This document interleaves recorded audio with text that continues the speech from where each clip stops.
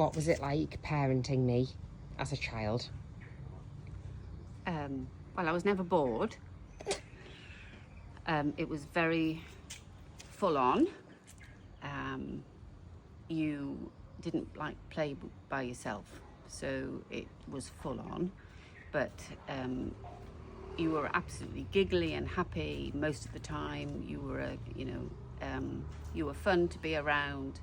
You were a little tinker and were very determined to do what you wanted, which made it a little bit exhausting. Challenging. Just a little bit challenging. What about my ADHD thing? I suppose it's really good that you've got your diagnosis. I have noticed that you are all over the place, more than you have been in the past. Mm. And that might be to do with the lack of sort of Stability. And tiredness from working full time and nights and shifts and things. But I don't suppose it surprises me really. So all now you need is strategies to help make it feel better for you. Yeah, I think I did a lot of the strategies back home in England, but then moving out here and having to work more and having less of a work-life balance here, although when I'm off work it's better, but not doing my usual things to help with it, I think. Yeah, but the strategies were without knowing that there was an issue. It was just, this is how I need to conduct my life. Yeah, to help me function Whereas better. now, you'll be able to use strategies that's well known for people with ADHD, which is a benefit. Yes, that's true. When I was a child, did you think I might have ADHD, or was it not really? Because it wasn't really a thing then. Well, it wasn't really a thing then, so I just thought you were a child that couldn't concentrate for very long and needed constant interaction. You were a child that couldn't play on their own. So, for example, when I was at university, I had to either get up really early, like 4 a.m, to do the work, or wait until you'd gone to bed, because I couldn't leave you alone for a minute. What about when I was going through school and stuff, though, with my revision and things? Well, we had the worst when you were 16 and you had your GCSEs. We had the worst year ever. It was horrendous. And then after that, I said, why was it horrendous?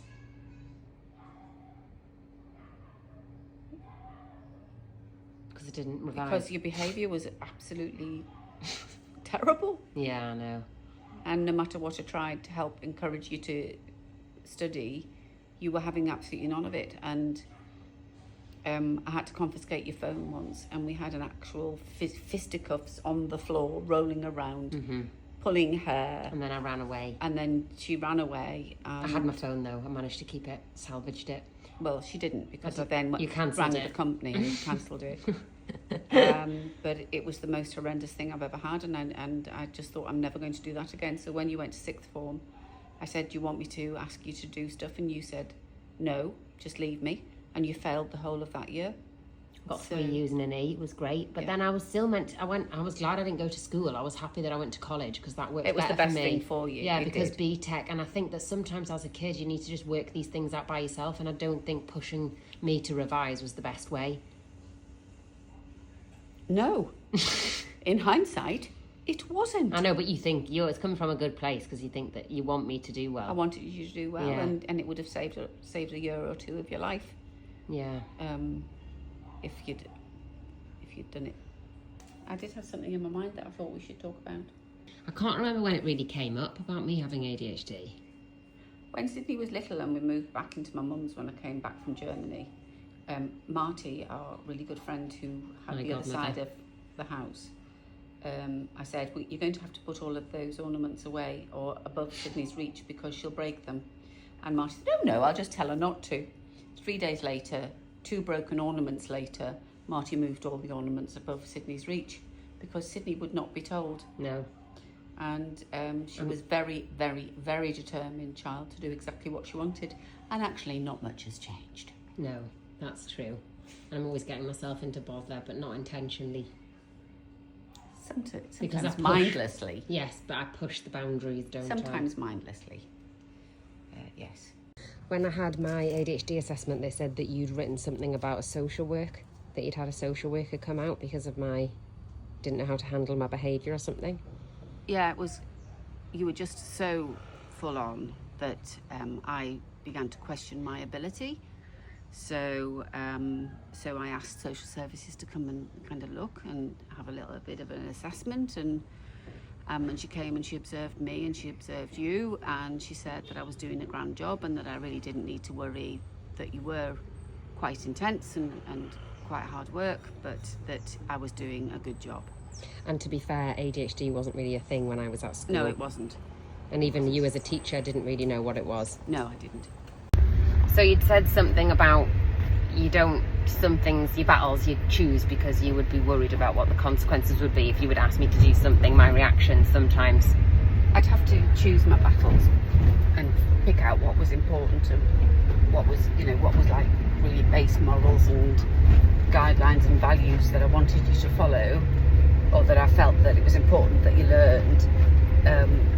So a lot of the small stuff slipped because if I'd just been at you all the time, hang on. So the small things you wouldn't ask me to do because... No, I let them go, which of course meant that you got away with all sorts of things that really you shouldn't. No, but the thing is though, is because you brought me up by yourself. Yeah. It was kind of like, for me, it was one way or the highway, because there was no middle ground, because I had no one to stick up for me. Or me. And you didn't have that either. Do you know what I mean? Yeah. And I remember Nana said to me, "Oh, I remember your mum. She would just always say no to you without you even finishing the question."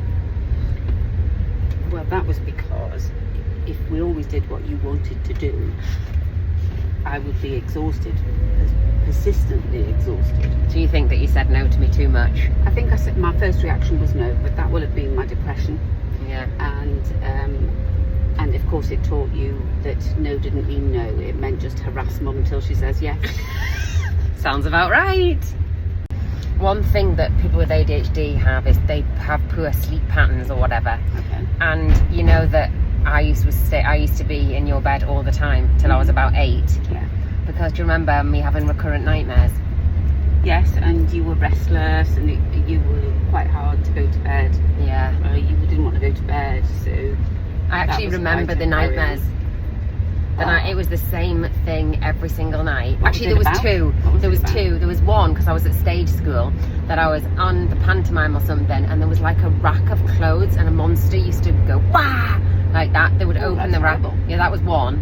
And then the other one was I was watching someone jumping off. I was watching like a bit like you know, like Asda at the checkouts on those tills. What are they called? Those self checkouts. No, they're like things that move. Conveyor belts. Yeah, the belt thing.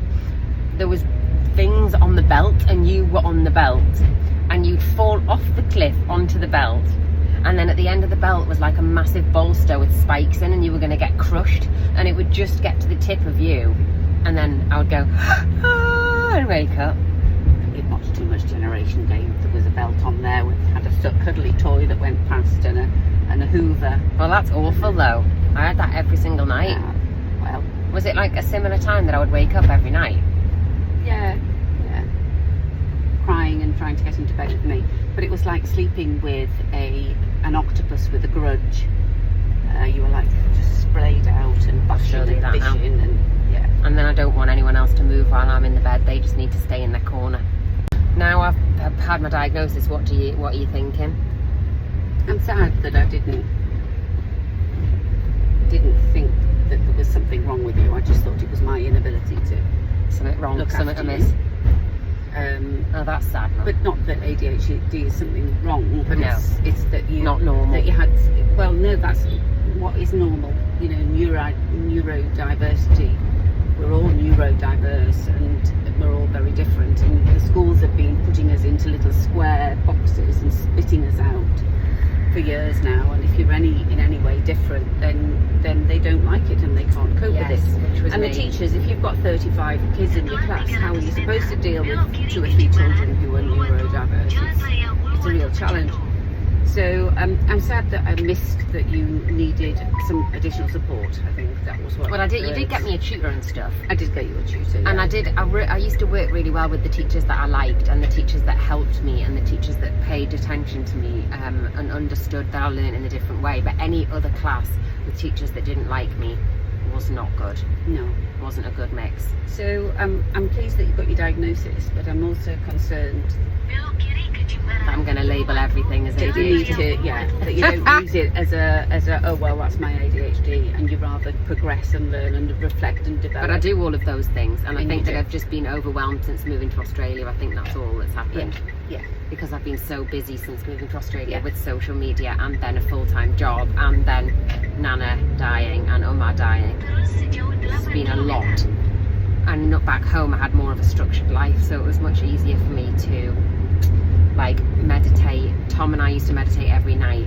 I used to journal most nights, like, and those things I've just stopped doing because England wake up and go to bed at an opposite time as me.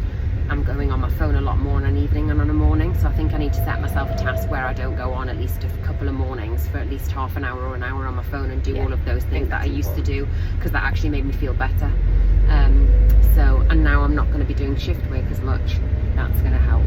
There's something going on here. Oh, there is. Should have a little look. Balinese tradition.